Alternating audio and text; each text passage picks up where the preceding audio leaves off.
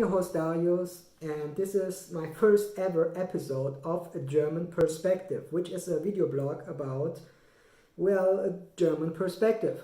And today I want to talk with you about economics, especially I want to talk with you about Chinese electric car manufacturing and what it means for the Germans. Well, with 1.5 billion people, China has more inhabitants than the United States with 326 million and the European Union with 530 million combined. It is the biggest country in the world by population size. Granted, a big population alone doesn't make a country an economic powerhouse. Compared to other developing countries, China's doing great though, right? So let's have a look at the countries by gross domestic products. That is the value of the products produced in that country in 1 year, all the products combined. Wow, seems like China is a real global player, right? So why is electric cars important for China? Car manufacturing has traditionally been a métier of the Germans.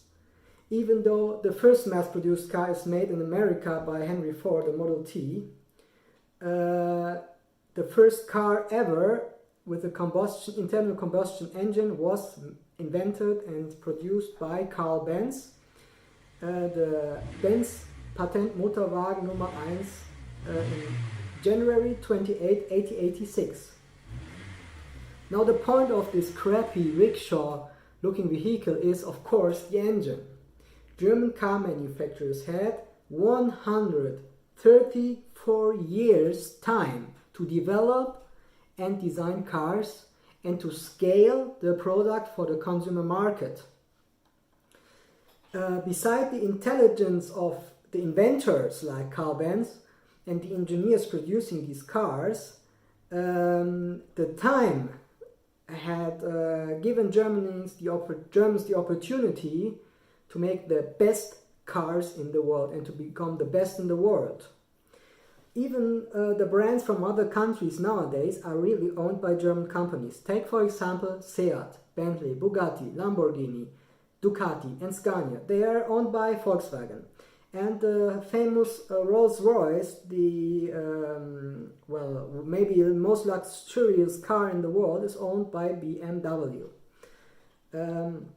So it is hard, if not even impossible, to keep up to this high level of German engineering and for China and to become the first #1 car producer. Well, considering that China has really extreme levels of air pollution and, well, you can see it in the satellite image here even, it is really a mess. Who has ever been there, you know what I'm talking about. It is really a good idea to curb pollution, especially in the cities, and to find a way for a sustainable, environmentally friendly economic growth. China has 1.5 billion mouths to feed, and of course, like the Germans, the Chinese want a higher standard of living, like we all do, right? Now, considering that, it is really a good idea to bring the manufacturing of cars to the Middle Kingdom, which is China. How can you do that? Well, it is easier, of course, to build an electric car than a conventional one. I mean, you can produce one at home. If you have some technical skills, you can make an electric car at home. You need a battery and such, and then you can do it. Well, traditional internal combustion engines have hundreds of moving parts, whereas the electric motor does not. Electric car manufacturer will make the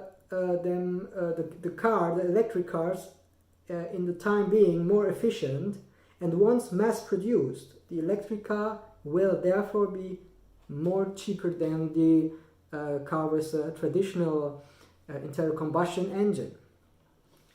Now, there will still be gasoline and diesel cars for a long time, but there are decisions made by government, the Chinese government, as well as the European governments, for alternative fuel vehicles and for electric cars. So this, I think, is the beginning of the end of the internal combustion engine.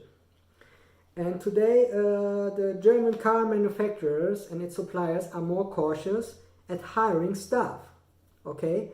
And BMW, for example, wants to cut 1,000 jobs in Germany, Mercedes 6,000 jobs, and Volkswagen wants to cut 7,000 jobs in Germany.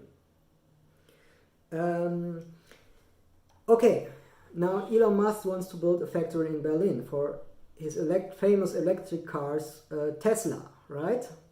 But the modern factories of electric cars need less employees because they are more efficient and they are easier to build electric cars. And its main component, the battery, is probably not produced in Germany but in China. And considering also that Google and Tesla are successfully working on self-driving cars, you most probably don't even need your own car, right? You just need the phone, and maybe you type something in your phone, I want to go there, and the car will come to you and drive you to the kindergarten or your salsa class, okay? So you will need far less cars in the future, probably. I mean, progress and development is a good thing to happen. But Germans, they need to keep up with the progress and find ways to attract the brightest and most intelligent engineers and scientists of the world to keep up to these developments, so that Germany can prosper in the future as it does today. And that's it for a German perspective today. Give me a thumbs up if you like my video, and see you next time with my next episodes. Goodbye.